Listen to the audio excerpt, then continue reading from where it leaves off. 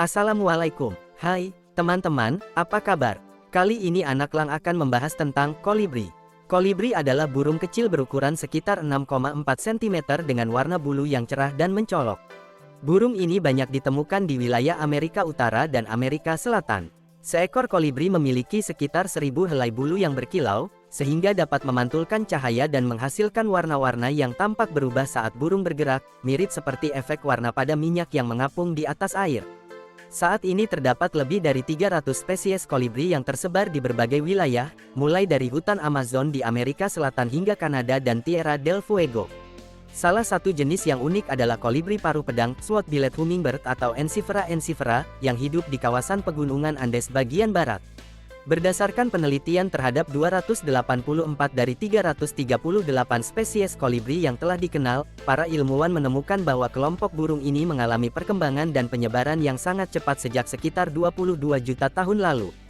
Kolibri kemudian dikelompokkan ke dalam 9 kelompok utama, yaitu topazes, hermits, mangos, brilliants, coquettes, patagona, mountain gems, bees, dan emerald.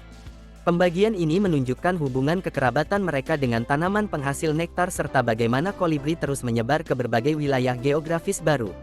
Semua spesies kolibri mengandalkan nektar bunga sebagai sumber energi utama. Hal ini karena kolibri memiliki metabolisme yang sangat tinggi dan membutuhkan banyak energi untuk terbang, terutama saat melayang di udara. Seiring waktu, bentuk bunga dan bentuk paruh kolibri berkembang secara saling menyesuaikan. Hubungan ini turut mendorong terbentuknya spesies-spesies baru, baik pada kolibri maupun pada tumbuhan yang menjadi sumber makanannya. Berdasarkan pohon evolusi, nenek moyang burung kolibri diperkirakan mulai terpisah dari kelompok burung pemakan serangga keluarga Apodidae, dan burung pohon keluarga Hemiprodidae, sekitar 42 juta tahun yang lalu. Para ilmuwan menduga proses ini kemungkinan terjadi di wilayah Rasia. Pegunungan Andes dianggap sebagai salah satu daerah yang sangat penting dalam perkembangan dan evolusi kolibri. Lingkungan pegunungan yang terus mengalami perubahan selama sekitar 10 juta tahun terakhir diduga memberikan banyak peluang bagi kolibri untuk beradaptasi dan berkembang menjadi berbagai spesies yang berbeda. Di wilayah yang sama, burung kolibri berkembang bersama berbagai jenis tanaman penghasil nektar. Hubungan yang erat ini turut memengaruhi cara penyerbukan bunga terjadi. Selain itu, kolibri juga memiliki perbedaan ukuran tubuh antara jantan dan betina yang dikenal sebagai dimorfisme seksual. Pada spesies yang berukuran kecil, jantan biasanya lebih kecil daripada betina. Sebaliknya, pada spesies yang berukuran besar, jantan cenderung lebih besar daripada betina. Namun, tidak semua kelompok kolibri menunjukkan perbedaan ukuran yang mencolok. Pada kelompok Lofomitini, misalnya, ukuran tubuh jantan dan betina hampir sama. Meski begitu, betina umumnya memiliki paruh yang lebih panjang dan melengkung, sehingga lebih mudah menjangkau nektar yang berada jauh di dalam bunga. Bahkan ketika ukuran tubuh jantan dan betina serupa, paruh betina biasanya tetap lebih panjang. Para ilmuwan menduga perbedaan ukuran tubuh dan bentuk paruh ini berkembang karena kebutuhan yang berbeda antara jantan dan betina. Kolibri jantan sering melakukan gerakan terbang yang rumit dan atraktif untuk menarik pasangan, sehingga bentuk tubuh mereka menyesuaikan dengan kebutuhan tersebut. Sementara itu, kolibri betina umumnya memiliki tubuh yang lebih besar sehingga membutuhkan lebih banyak energi. Paruh yang lebih panjang membantu mereka menjangkau nektar di bagian bunga yang lebih dalam atau sulit dijangkau.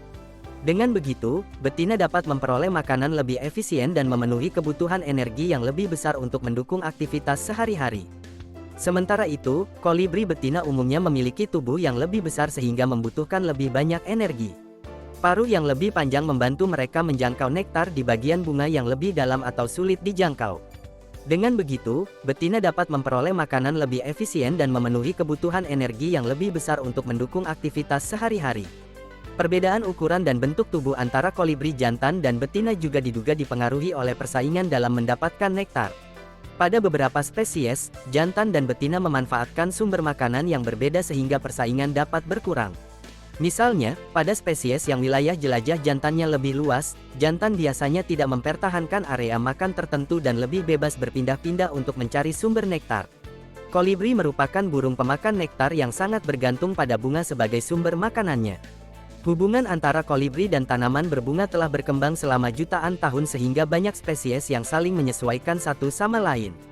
Menariknya, seiring waktu jumlah jenis tanaman yang menjadi sumber makanan bagi setiap spesies kolibri juga terus bertambah. Salah satu contoh yang unik adalah kolibri lebah Melisuga helenae, yang dikenal sebagai burung terkecil di dunia. Ukurannya yang sangat kecil diduga merupakan hasil adaptasi akibat persaingan dengan spesies kolibri lain yang memiliki paruh lebih panjang. Karena kalah bersaing dalam mengakses bunga-bunga tertentu yang kaya nektar, kolibri lebah kemudian lebih banyak memanfaatkan bunga-bunga kecil yang juga sering dikunjungi oleh serangga. Sebagian besar tanaman yang mengandalkan kolibri sebagai penyerbuk memiliki bunga berwarna cerah, seperti merah, oranye, dan merah muda. Meski demikian, kolibri juga tetap mengunjungi bunga dengan warna lain untuk mencari nektar.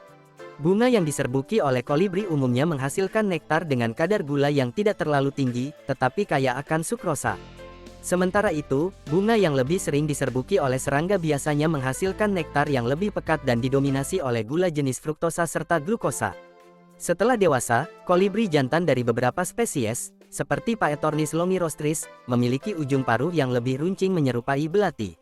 Ciri ini berkembang sebagai karakteristik khusus yang digunakan untuk mempertahankan wilayah kawin dan bersaing dengan jantan lain.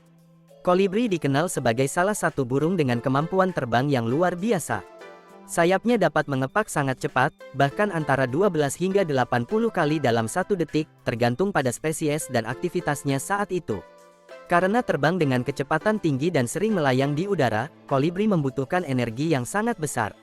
Untuk memenuhi kebutuhan tersebut, burung ini mengonsumsi makanan berkalori tinggi, terutama nektar yang diambil dari bunga menggunakan paruhnya yang panjang dan ramping. Saat mencari nektar, serbuk sari sering menempel pada kepala atau paruh kolibri. Ketika burung tersebut berpindah ke bunga lain, serbuk sari ikut terbawa sehingga membantu proses penyerbukan silang pada tanaman. Meskipun menyukai cairan manis, kolibri tidak boleh diberi susu kental manis. Produk ini mengandung berbagai bahan yang tidak sesuai untuk sistem pencernaan burung, seperti minyak nabati, maltodextrin, perasa buatan, dan susu mamalia. Selain itu, beberapa produk susu kental manis juga mengandung pengawet, pemanis buatan, serta pewarna makanan yang dapat membahayakan kesehatan kolibri jika dikonsumsi. Suara kolibri sebenarnya jarang terdengar jelas. Bunyi yang paling sering kita dengar justru berasal dari kepakan sayapnya yang sangat cepat sehingga menghasilkan suara dengungan khas. Saat musim kawin tiba, kolibri jantan biasanya berusaha menarik perhatian betina dengan berkicau dan terbang bolak-balik di hadapannya. Sementara itu, kolibri betina juga dapat menunjukkan perilaku menarik dengan terbang dalam kelompok, melesat dengan kecepatan tinggi, lalu melakukan berbagai manuver dan atraksi udara yang mengagumkan, mirip pertunjukan akrobat pesawat jet. Kolibri umumnya hanya bertelur sebanyak 2 butir dalam sekali bertelur. Telurnya berwarna putih bersih tanpa bercak. Untuk melindungi telurnya, kolibri membuat sarang kecil yang sangat rapi dari serat halus tumbuhan. Sarang tersebut direkatkan menggunakan jaring laba-laba agar lebih kuat dan lentur. Bagian luarnya sering dihiasi lumut kerak dan lumut daun sehingga tampak menyatu dengan lingkungan sekitar dan sulit terlihat oleh pemangsa. Meskipun hidup di wilayah yang berbeda, kolibri memiliki kemiripan dengan burung madu yang banyak ditemukan di pesisir timur Afrika. Keduanya berukuran kecil, mampu terbang dengan cepat, dan sama-sama mengandalkan nektar sebagai sumber makanan utama.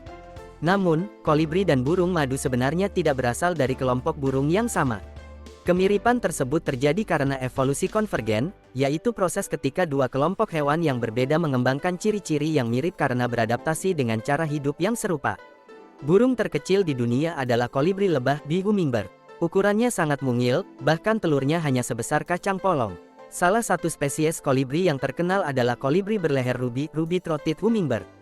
Burung ini memiliki kemampuan terbang yang luar biasa karena dapat menempuh perjalanan sekitar 500 mil, sekitar 800 km, melintasi Teluk Meksiko tanpa berhenti untuk beristirahat. Sekian yang dapat Anak Lang sampaikan, semoga ilmunya semakin bertambah. Wassalamualaikum.